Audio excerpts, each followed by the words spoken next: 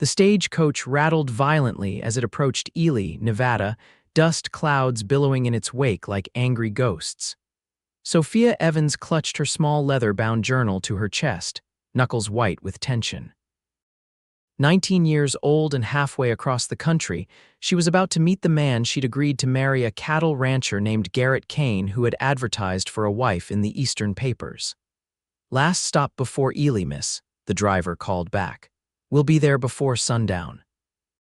Sophia nodded, though he couldn't see her. The September heat of 1878 was relentless, seeping through the coach walls despite the approaching evening. She dabbed at her forehead with a handkerchief, wondering for perhaps the 100th time if she'd made a terrible mistake. Back in Boston, her prospects had dried up after her father's death left her and her mother destitute. When her mother followed him to the grave just months later, Sophia had been forced to make an impossible choice: accept a position as a scullery maid in her cousin's home or answer one of the advertisements for mail-order brides seeking new lives in the West. She'd chosen the latter, corresponding with Garrett Kane for 3 months before accepting his proposal. His letters had been straightforward but kind, describing his ranch outside of Ely and promising a comfortable life if she'd come to Nevada to be his wife. The stagecoach lurched to a halt at a small-way station. Sophia accepted the driver's hand as she stepped down, grateful for the chance to stretch her legs. The station was little more than a wooden shack with a water pump and a hitching post. 20 minutes, folks," the driver announced to the 4 passengers. "Then we make our final push to Ely." Sophia walked to the water pump, filling the small tin cup provided for travelers. As she drank, she overheard 2 men talking nearby. "Kane's supposed to be meeting the stage in town today," one said, spitting tobacco juice into the dust. "Got himself a mail-order bride coming in." The other man whistled low. "Poor woman doesn't know what she's in for. Kane's the meanest son of a gun in the whole territory." Folks in Ely crossed the street when they see him coming. Sophia nearly choked on her water. They had to be talking about her intended. Garrett Kane, the meanest man in Nevada territory? His letters had given no indication of such a temperament. Stern, perhaps, but not cruel. "Why do you want a wife anyway?" the first man asked. "Who knows, maybe even the devil gets lonely." Both men laughed, sending chills down Sophia's spine. Before she could hear more, the driver called for everyone to board. Sophia returned to her seat, heart hammering against her ribs. She could get off at Ely and take the next coach back east, but to where? With what money? Her entire future rested on this marriage. The remaining hours of the journey passed in anxious silence. When the coach finally rolled into Ely just as the sun was setting, painting the small frontier town in shades of gold and crimson, Sophia felt as though she might be ill. Ely was larger than she'd expected, a proper town with wooden sidewalks, a church steeple visible in the distance, and several brick buildings among the wooden structures. The stagecoach came to a stop in front of the Stagecoach Inn, and the driver called out, "Ely, Nevada, end of the line." Passengers began disembarking, and Sophia gathered her courage along with her small carpet bag and stepped down into the dust of Main Street. Her gaze immediately caught on a tall figure standing apart from the small crowd that had gathered to meet the stage. Even from a distance, Garrett Kane was imposing. He stood well over 6 feet tall, broad-shouldered in a dark coat despite the heat. His hat was pulled low, shadowing his face, but Sophia could feel his eyes on her. As the other passengers reunited with friends or family, Sophia stood alone, uncertain. The man approached, his spurs jingling with each deliberate step. Up close, Sophia could see that his face was handsome but hard, all sharp angles beneath a beard that was neatly trimmed. A scar ran along his jawline, disappearing into his beard. His eyes, a startling shade of blue, assessed her coolly. "Miss Evans?" His voice was deep, gravelly. Sophia nodded, forcing herself to meet his gaze. "Mr. Kane." He took her carpet bag without asking. "You're smaller than I expected." Sophia straightened her spine. "You're exactly as tall as you described." A flicker of something amusement perhaps crossed his face before disappearing. "My wagon's this way. It's an hour to the ranch." Sophia followed him, aware of the curious stares from townspeople. She heard whispers as they passed and noticed how people stepped aside, some nodding respectfully, others averting their eyes entirely. Garrett helped her up onto the wagon bench, his touch impersonal but not rough. As they pulled away from town, Sophia gathered her courage. "Mr. Kane, I couldn't help overhearing some men at the way station. They seem to have a particular opinion of you." His hands tightened on the reins. "Did they now?" "They said you were the meanest man in the territory." Garrett was silent for so long that Sophia wondered if he would answer at all. Finally, he said, "People talk, most don't know what they're talking about." "Is it true?" she pressed. He glanced at her, expression unreadable in the fading light. Would it matter if it was? Sophia considered this. "I suppose it would depend on whether you intended to be mean to me as well." Something unexpected happened, then Garrett Kane laughed. It was a short, rusty sound, as if unused for a long time but genuine. "Miss Evans, I'm only mean to everyone else, never to those under my protection." "And I would be under your protection, as my wife?" "Yes." His tone left no room for doubt. They rode in silence for a while, the wagon creaking beneath them as the road grew rougher. The land opened up around them, vast under the emerging stars. Sophia had never seen such an expanse of open space, and despite her anxiety, she found it beautiful. "It's different from Boston," Garrett remarked, noticing her gaze.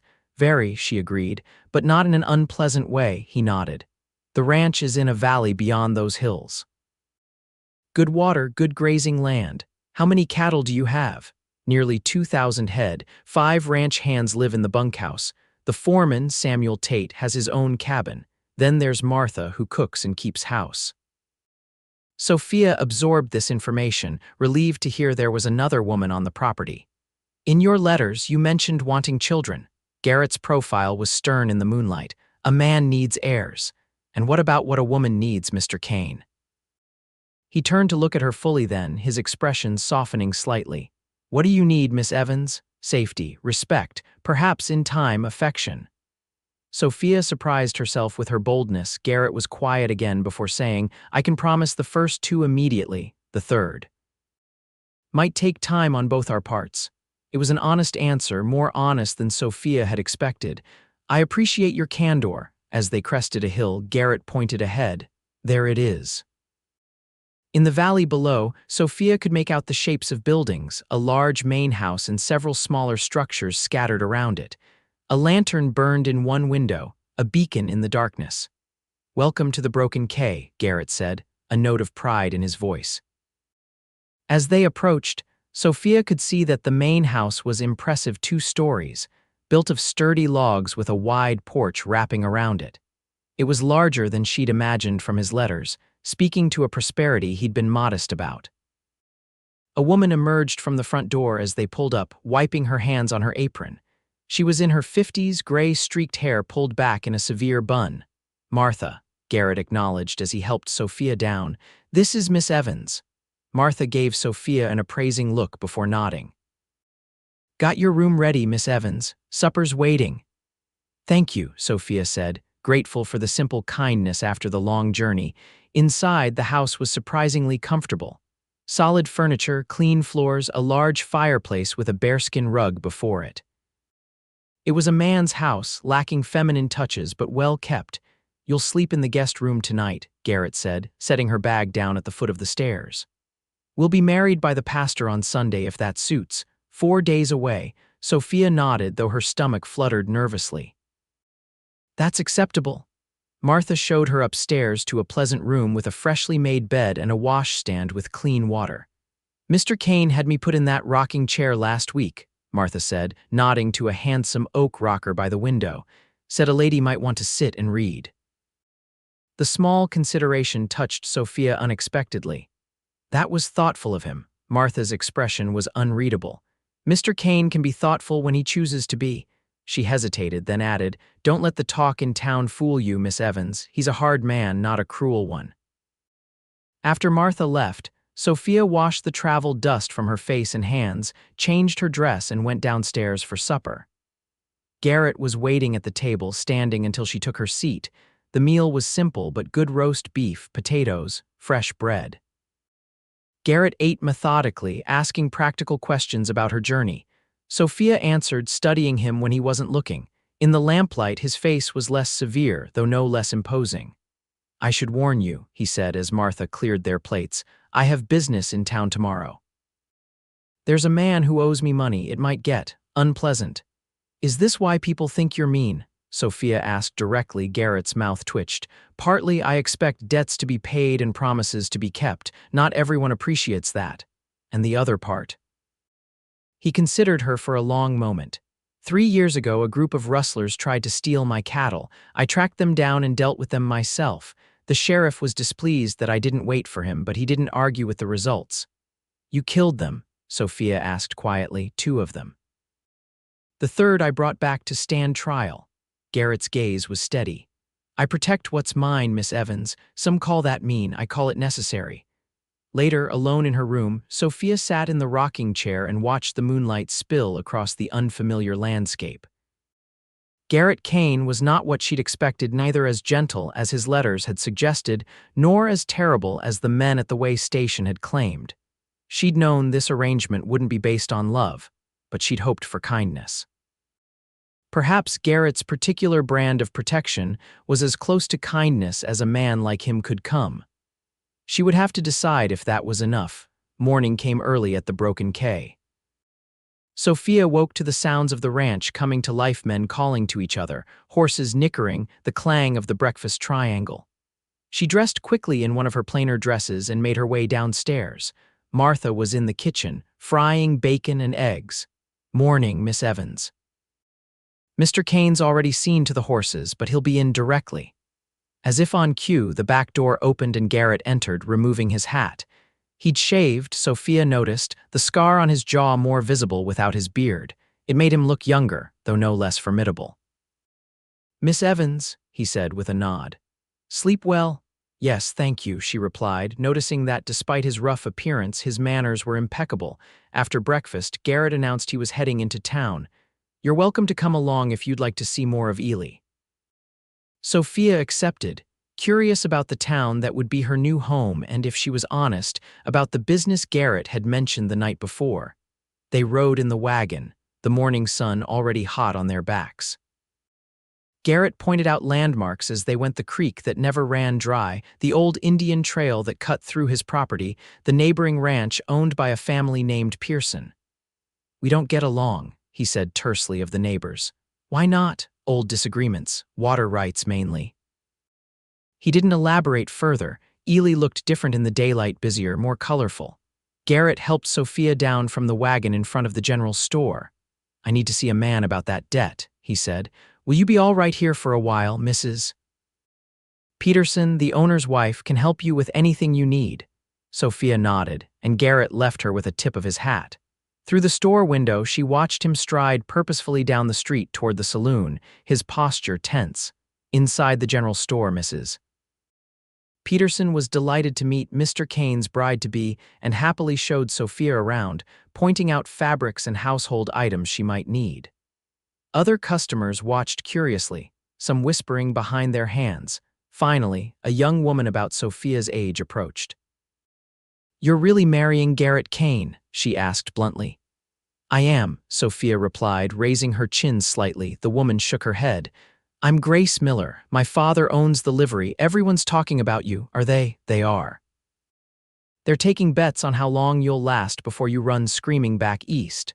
Grace's expression was more curious than unkind. "That seems rather rude," Sophia observed. Grace shrugged. "Kane's got a reputation. Last spring, he nearly beat a man to death for cheating at cards." The man had slipped an ace up his sleeve, but still. Sophia's stomach tightened. Was the man caught cheating, red-handed, and he'd been warned before? Still, Kane's reaction was excessive. Grace studied Sophia. "You don't seem surprised." "Mr. Kane mentioned he can be severe when crossed." Grace raised her eyebrows. "At least he warned you." She hesitated, then said more kindly, "Look, Kane's not the town monster. He pays his debts, keeps his word, and he's never hurt a woman or child that anyone knows of. He's just intense. Dangerous to cross." Before Sophia could respond, a commotion erupted outside, shouting, the crash of something breaking. Both women hurried to the window in the middle of the street. Garrett had a smaller man by the collar. The man was pleading, hands raised defensively. A crowd had gathered to watch. That's Dylan Moss, Grace explained. Borrowed money from Kane months ago to pay for a doctor when his wife was ill, never paid it back. Sophia watched as Garrett said something to Moss, his expression hard. Moss nodded frantically, then reached into his pocket and handed over some money. Garrett counted it, said something else, and released him. Instead of walking away, however, Garrett then did something unexpected. He handed a portion of the money back to Moss and pointed toward the doctor's office. Moss looked shocked, nodded again, and hurried off in that direction. When Garrett entered the general store a few minutes later, every conversation stopped. He nodded to Mrs. Peterson, then approached Sophia. "Ready to go?" Outside, Sophia couldn't contain her curiosity. "What happened with Mr. Moss?" Garrett helped her into the wagon before answering. "He owed me $50, paid $30. I told him to take $10 and get medicine for his wife. She's still unwell." "That was kind of you," he shot her a look. "Don't sound so surprised." "I'm not unreasonable, just firm. Moss will work off the remaining $20 helping my men repair fences next month." As they drove out of town, Sophia noticed the looks they received, some fearful, some respectful, none friendly. "The townspeople seem wary of you. They know better than to cross me." His tone was matter of fact, not boastful. "Is that how you want to be known? As someone to be feared?" Garrett was quiet for several moments, his hands steady on the reins. "Fear keeps things orderly. Men who aren't afraid step out of line. Respect could accomplish the same without making you so. Isolated." He glanced at her, something like surprise in his eyes. "You think I'm isolated, aren't you? Who are your friends in town?" "I don't need friends. I need people who keep their word and stay off my land." His tone had hardened. Sophia didn't push further, sensing a boundary. Instead, she changed the subject. "The ranch is beautiful. Would you show me more of it when we return?" The tension in his shoulders eased slightly. "If you'd like." Back at the ranch, Garrett surprised her by saddling a gentle mare for her to ride. "This is Daisy. She's even tempered, good for a beginner." Sophia had ridden occasionally in Boston, but was far from experienced. "I'll try not to embarrass myself too thoroughly." Again, that brief, rusty laugh. "You'll do fine." For the next hour, Garrett showed her the immediate ranch lands, the creek where clear water flowed year-round, the apple orchard just beginning to bear fruit, the south pasture where the youngest calves were kept with their mothers. He was different here, more relaxed, pride evident in his voice when he spoke of what he'd built. "My father started with 50 head of cattle in this land," he told her as they paused atop a rise overlooking the valley. "When he died, I had just turned 20. Took everything I had to keep it going those first few years." "How old are you now?" Sophia realized she didn't know. 33. He looked at her. "Too old for you, perhaps." "I'm 19, not a child," she replied, then added more softly, "and age matters less than character." Something flickered in his eyes, uncertainty, perhaps, or hope. Before he could respond, however, a rider approached at speed from the direction of the main house. "Boss," the man called. "Trouble at the north fence. Pearson's cattle broke through again." Garrett's expression hardened instantly. "Take Miss Evans back to the house, Tom. Tell Martha I'll be late for supper." Without another word to Sophia, he wheeled his horse around and galloped off after the ranch hand, leaving her with young Tom, who looked uncomfortable with his assignment. "Mr. Pearson and the boss don't get along," Tom explained as he led her back. "Been that way since before I started working here 3 years ago."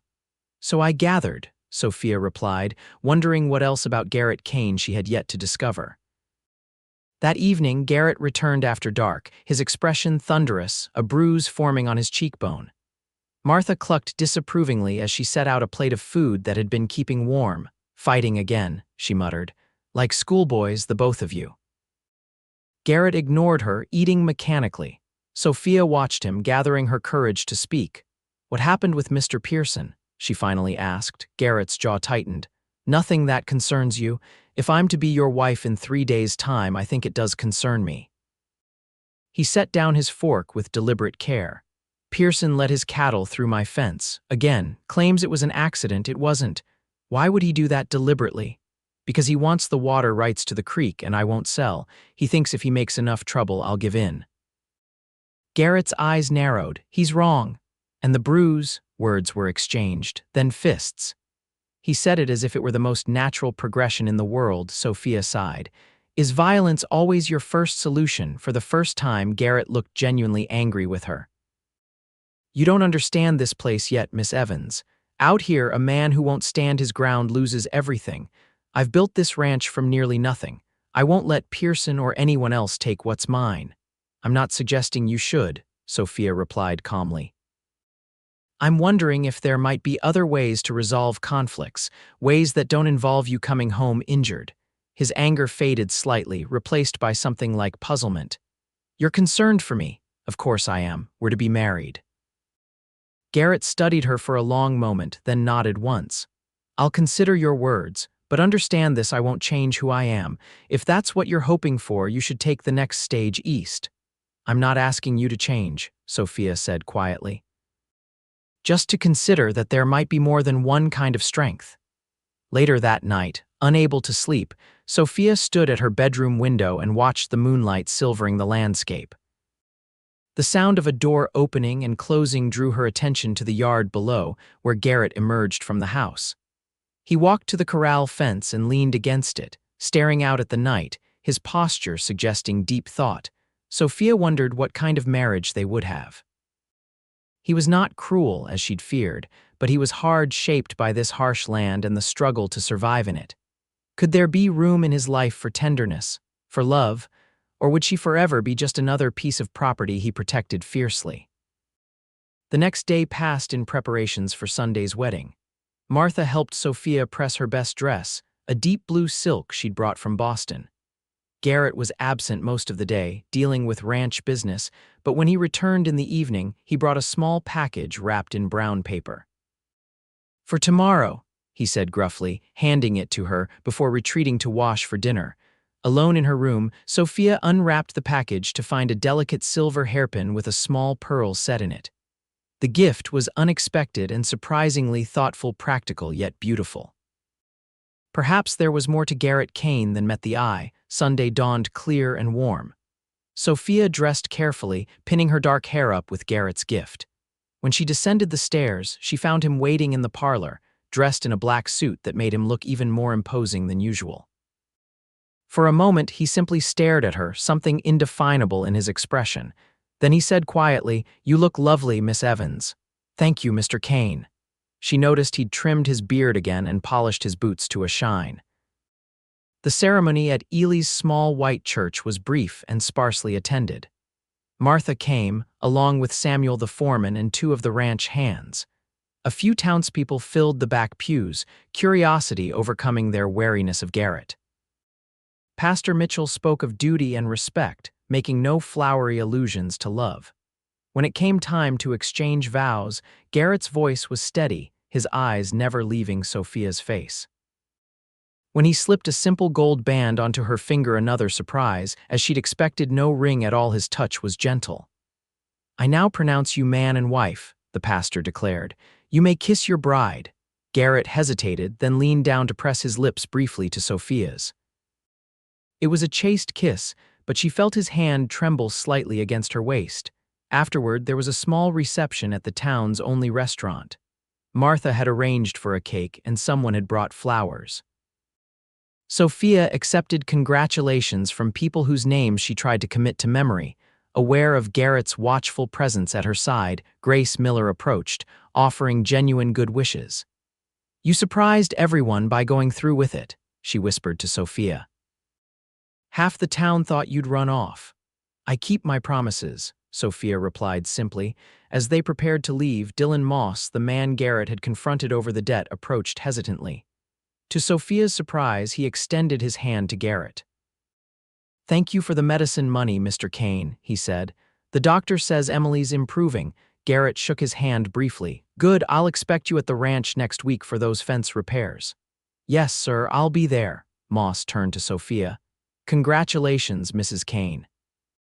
You've married a fair man, whatever else people might say." On the ride back to the ranch, her home now, Sophia pondered those words. "Mr. Moss seems to respect you despite what happened," Garrett shrugged.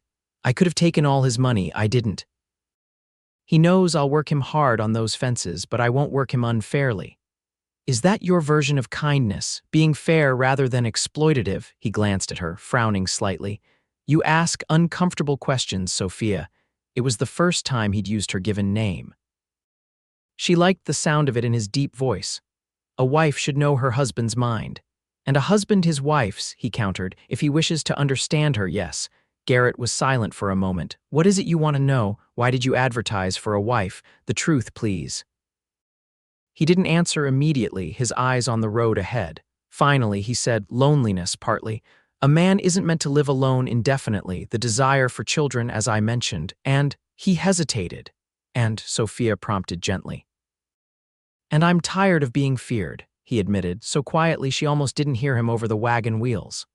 Respect keeps order, but fear isolates. As you said, the admission cost him something. She could see it in the tightness around his mouth, the way he wouldn't look at her.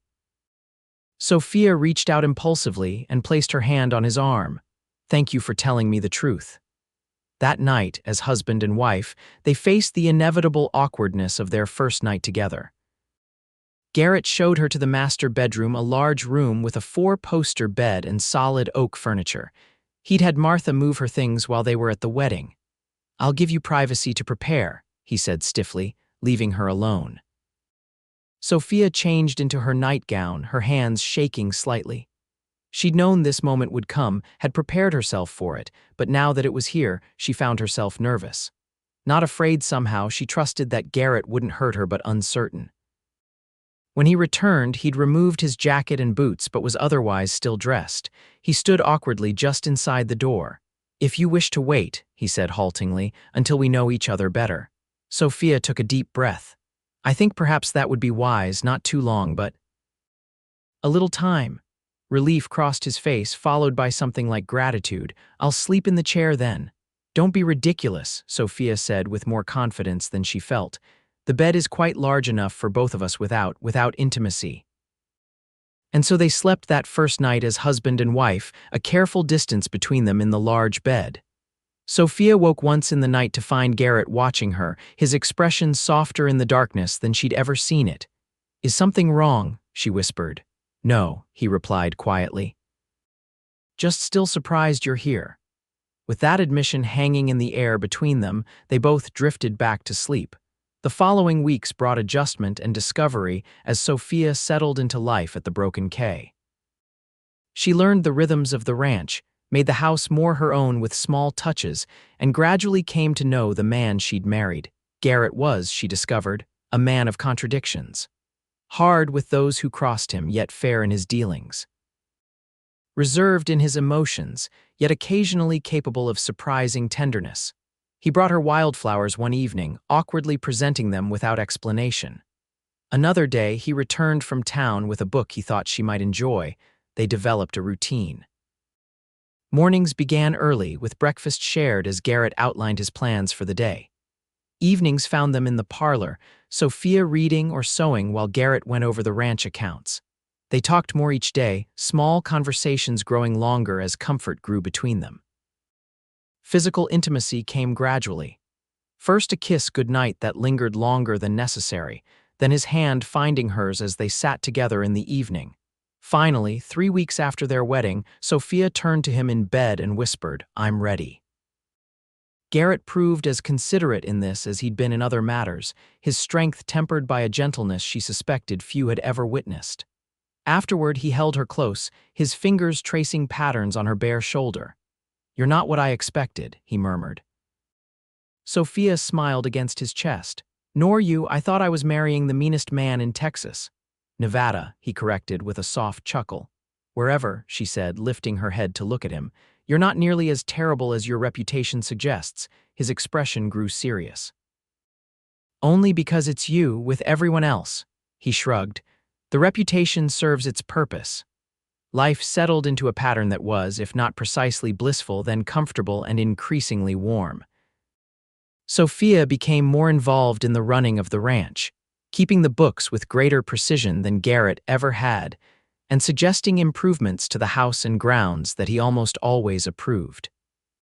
She also began to develop her own relationships in town, joining the church ladies' auxiliary and making friends with Grace Miller and a few other women near her age. The townspeople's wariness of her husband extended to her initially, but her friendly manner gradually won them over. Garrett noticed the change in how people responded to them when they visited town together. "They're less afraid," he observed one day as they drove home from church. "Is that a problem?" Sophia asked. He considered this. "Not if they still respect the boundaries."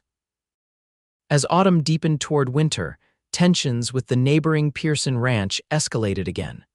Twice more, Garrett came home angry after confrontations over property lines and water access. Sophia listened to his complaints, offering sympathy while gently suggesting alternatives to direct confrontation. "You could approach the territorial courts," she suggested after a particularly heated incident involving a shot fired over Garrett's head when he confronted Pearson about cattle on his land. "Courts take too long," Garrett growled, pacing the parlor, "and judges can be bought." "Then perhaps a different kind of negotiation. There must be something Pearson wants that you could offer in exchange for peace." Garrett stopped pacing to look at her. "Like what?" Sophia considered. "You mentioned he wants water rights. Could you sell him limited access without giving up control, or trade access for something you need?" Garrett's expression shifted from anger to thoughtfulness. "His oldest son's good with horses, better than any of my men. I've been looking for someone to help expand our breeding program." The idea took root, and to Sophia's surprise, Garrett actually arranged a meeting with Pearson on neutral ground, the town's restaurant, with the sheriff present to keep the peace. The negotiation was tense but productive. Pearson would get controlled water access at the south end of the creek. In exchange, his son James would work part-time at the Broken K, training horses and helping develop a breeding program that would benefit both ranches. "You were right," Garrett admitted that night as they prepared for bed. "Finding another way saved blood and trouble." Sophia smiled, touching his face gently. "I'm proud of you." Something warmed in his eyes at her words, a look that was becoming more frequent as the weeks passed. That night, their lovemaking had a new tenderness to it, a deeper connection that neither acknowledged aloud but both felt keenly. As December arrived, bringing cold winds and occasional snow, Sophia began to suspect she was with child. She waited until she was certain before telling Garrett, choosing a quiet evening by the fire.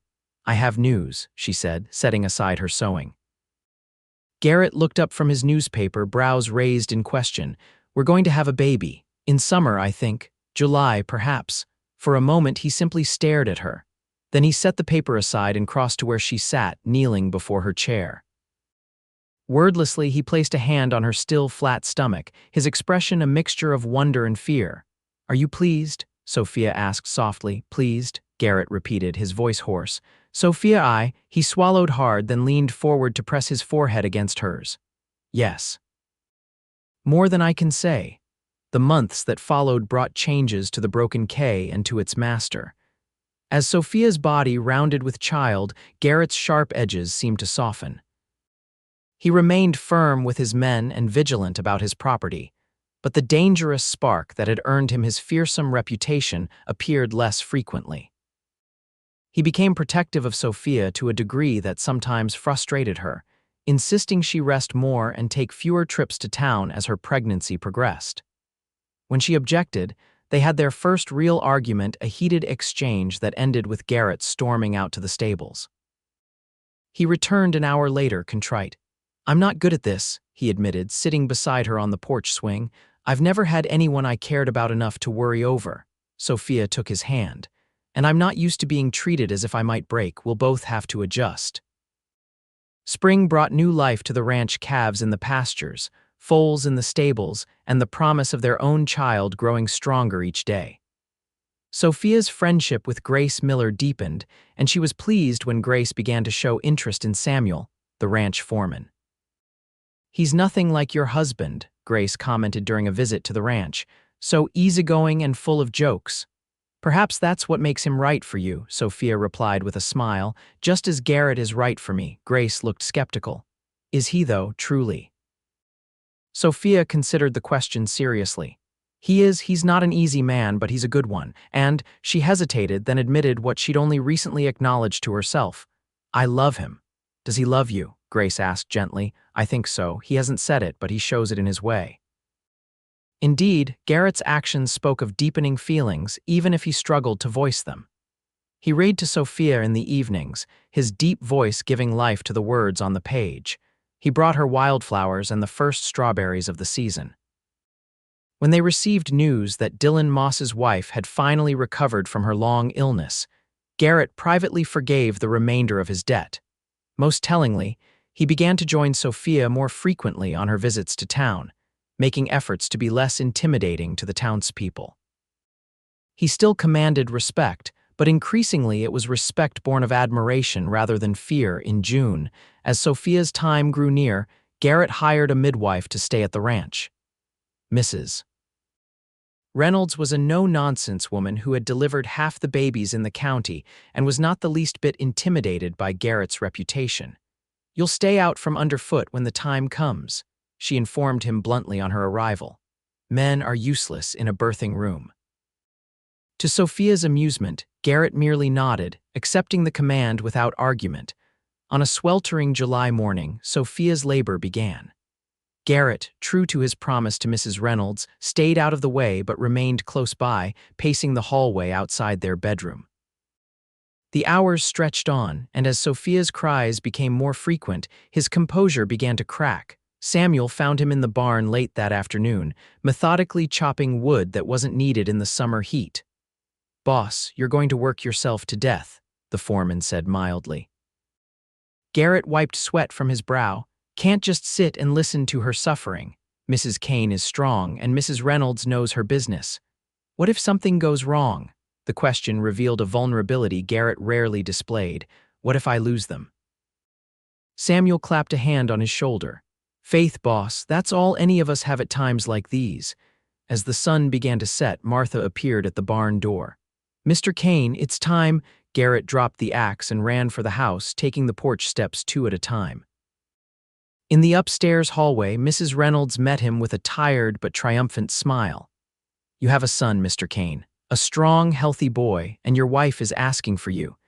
Inside the bedroom, Sophia lay propped against pillows, her face pale but radiant with exhaustion and joy. In her arms was a small bundle wrapped in a soft blanket. She looked up as Garrett entered, her smile widening. Come meet your son, she said softly. Garrett approached the bed as if in a dream, his usual confident stride replaced by hesitant steps. When he looked down at the tiny red face of his child, something in his expression broke open.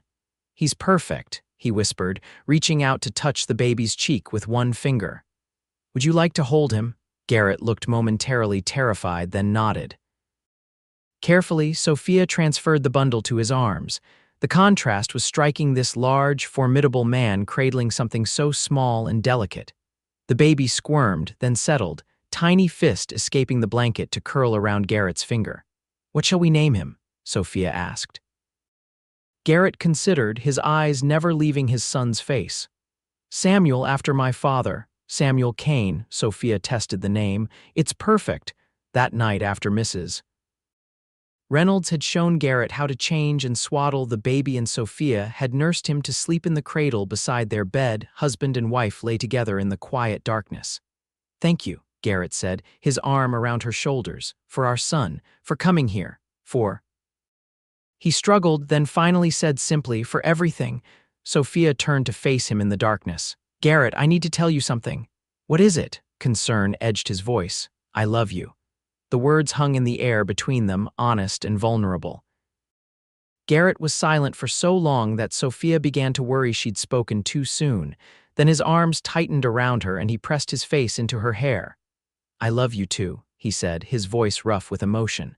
Have for months now, maybe from the beginning in some way. Just didn't know how to say it. You showed it, Sophia assured him, resting her hand over his heart. Not enough, not like you deserve. He drew back to look at her in the moonlight filtering through the window. I'm still learning how to be a husband. Now I need to learn to be a father too. We'll learn together, she promised. As summer turned to fall and fall to winter, little Samuel grew and thrived. The Broken K prospered under the joint stewardship of Garrett and Sophia. The agreement with the Pearsons held, bringing unexpected benefits to both ranches.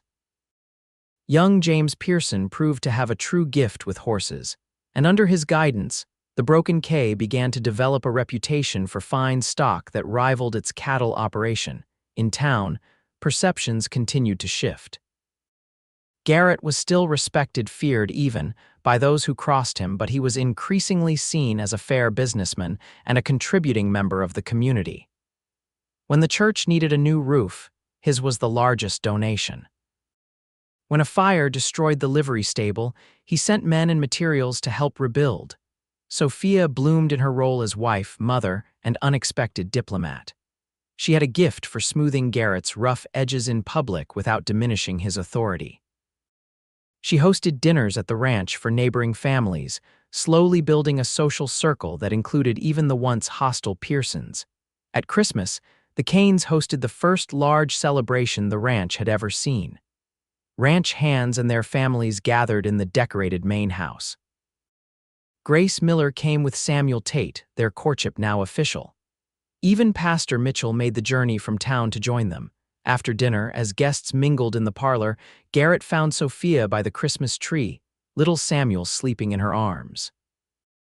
For a moment, he simply watched them, his expression softer than anyone who had known him in his Meanest Man in Nevada days would have believed possible. "Happy?" he asked quietly, coming to stand beside her.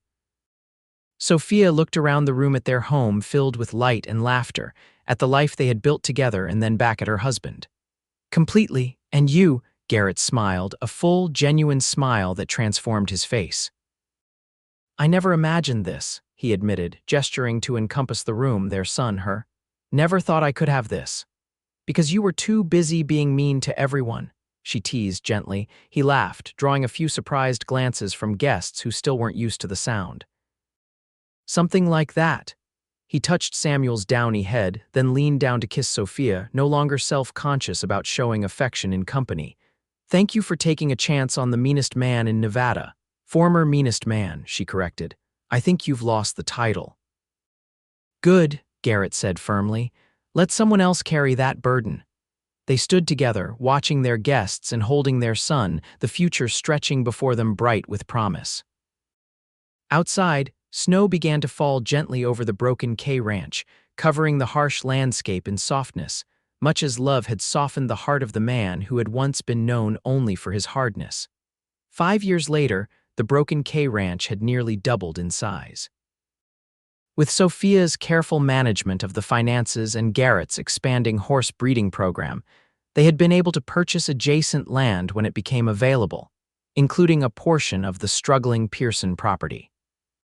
Rather than force old man Pearson out, however, Garrett had offered him a partnership that allowed him to retain dignity while benefiting from the Kanes' business acumen. Little Samuel, now 5, had been joined by a sister, Elizabeth, age 3, and another brother, Michael, just learning to toddle around the ranch house on unsteady legs.